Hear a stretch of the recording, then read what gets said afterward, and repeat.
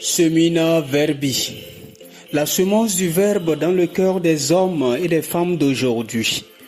Homélie du 6e dimanche du temps ordinaire, année A, par l'abbé Christophe Larré, prêtre du clergé diocésain de Dapang au Togo.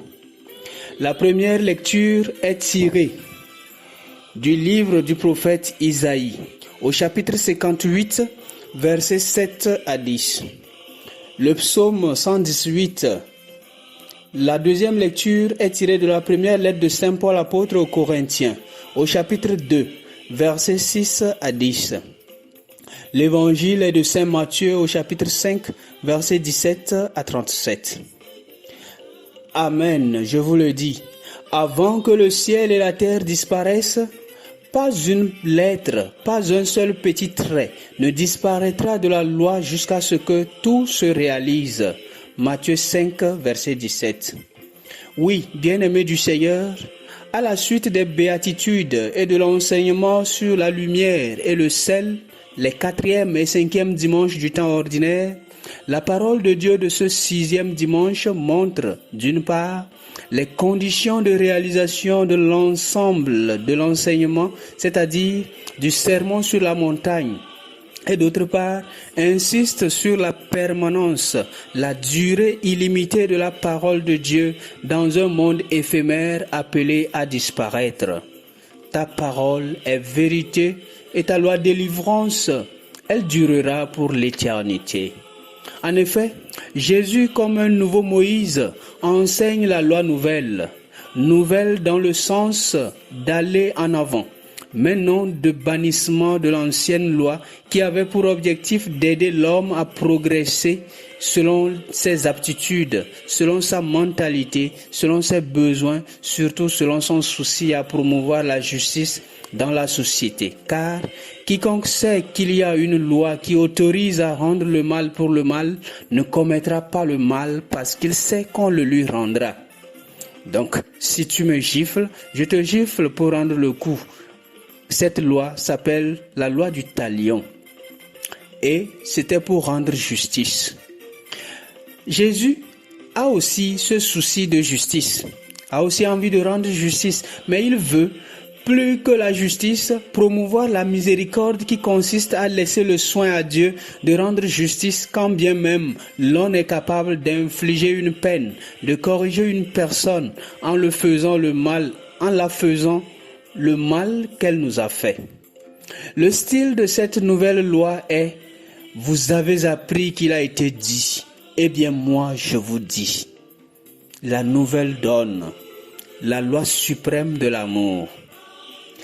Cette revendication du Christ a dépassé toutes les morales, y compris la loi de Dieu transmise par Moïse, montre que le Christ est bel et bien Dieu, parce qu'il a une certaine assurance dans ce qu'il légifère comme loi.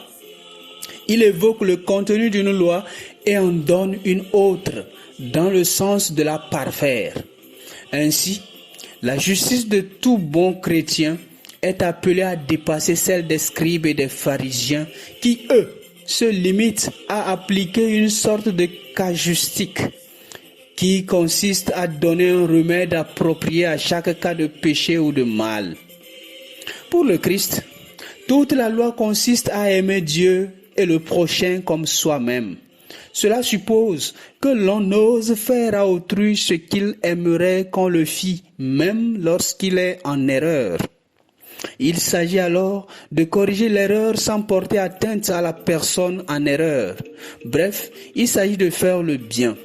Il s'agit de corriger le péché sans toutefois porter atteinte au pécheur. C'est l'être même de Dieu. Dieu est le bien suprême qui ne peut en aucun cas disparaître. Donc, c'est l'être de Dieu qu'il faut chercher. Toutefois, cette parole qui est le bien, qui est lumière, qui est sel, est une proposition. Dieu ne force personne à l'accepter, car il a voulu l'homme libre, libre de choix, libre de jugement. C'est pourquoi la première lecture, tirée du Siracide de Ben Sirac le Sage, positionne l'homme dans son droit, le plus absolu de choisir. Je cite, « Si tu le veux, Si tu le veux, tu peux observer les commandements. Il dépend de ton choix de rester fidèle. Le Seigneur a mis devant toi l'eau et le feu. Étends la main vers ce que tu préfères. Si tu le veux. Étends la main vers ce que tu préfères. Dieu ne veut pas une obéissance aveugle, mais il a donné à l'homme la capacité de choisir. C'est en cela que réside la sagesse de Dieu, qui consiste à mettre devant sa créature deux possibilités, afin d'obtenir le résultat qu'il espérait quand il créait l'homme. Au moment de créer, que la créature serve à sa gloire. Voilà toute l'idée qu'il y avait derrière la création. Or, étant donné que cette créature a perdu le sens du bien, il a fallu des lois purement humaines pour réglementer le vécu quotidien. Voilà pourquoi Jésus dit, je cite, « Vous avez appris qu'il a été dit. » Avant d'évoquer la nouvelle loi qui est purement divine et qui a pour centre d'intérêt la dignité de l'homme. Bien-aimés du Seigneur, cette parole de l'Écriture que vous venez d'entendre, c'est aujourd'hui qu'elle s'accomplit. Dans l'invitation de Jésus à aller plus loin dans l'amour du prochain devant nos lois humaines qui se limitent le plus souvent à la justice équitable, à l'équité. Les hommes que nous sommes avons encore du chemin à faire quand notre jugement se limite à des sanctions qu'il faut appliquer lorsque les lois de l'amour sont bafouées. L'invitation du Christ à dépasser ce qui avait été dit a pour but de restituer l'homme et sa vie devant Dieu, de lui redonner l'idée première qui a motivé Dieu quand il créait l'homme. Faire l'homme à son image. Si l'homme doit être à l'image de Dieu, cela suppose qu'il faille adopter le comportement même de Dieu. Dieu regarde l'homme avec un cœur de tendresse, de patience, de bonté, d'amour. C'est pourquoi il ne rejette pas le pécheur, mais le péché. C'est pourquoi aussi, devons nous détester le péché dans ses moindres détails et cultiver l'amour de nos frères, même ceux qui sont déclarés pécheurs publics. Il s'agit là de ne pas jeter l'enfant avec l'eau du bain, comme on le dit si bien chez nous en pays Moba ou en Afrique en général. Vous avez appris qu'il a été dit, tu ne commettras pas de meurtre. Tu ne commettras pas d'adultère. Si quelqu'un renvoie sa femme, qu'il lui donne un acte de répudiation. Tu ne feras pas de faux serments. Ce sont des règles de l'Ancien Testament, les lois que Moïse a données au peuple d'Israël pour prévenir les désordres. Jésus vient les expliquer davantage en élargissant leur contenu. Eh bien moi je vous dis que même la colère est un meurtre. Même l'insulte est un meurtre. Bref, tout ce qui porte atteinte à la personne humaine est un meurtre. De même, le regard posé sur une femme avant jouissance est un adultère. Regarder appelle à désirer et le désir conduit à la jouissance. Dans notre vie de tous les jours, nous commettons des meurtres. Nous commettons des adultères de toutes sortes, des formes de renvoi de femmes en douce et avec des serments impossibles à respecter. Nos meurtres, regardons nos meurtres. Ce sont nos maltraitances des autres, nos privations de joie des autres, nos rancunes gardées contre les autres. Jésus parle de colère pour désigner une forme de meurtre. Et c'est bien vrai quand nous traduisons ce terme dans notre contexte africain où, en effet, colère. Si je prends la langue éveillée, par exemple, on traduit la colère par dome joy. Si je parle mal, que les éveillés veuillent m'excuser, qui signifie littéralement le feu du ventre. Le feu du ventre. Et dans la langue Moba, colère, qui est ma langue, colère se traduit par pas bien, qui signifie littéralement le cœur cuit. Ces termes font référence à la force du feu qui calcine la personne sur qui se porte notre colère. Pour le Moba comme pour l'évé, être en colère contre quelqu'un, c'est faire disparaître la personne par le biais du feu intérieur. En cela, c'est bel et bien un meurtre. Nos adultères, regardons aussi nos adultères. Ce sont les multiples regards délectables que nous posons sur toutes les femmes.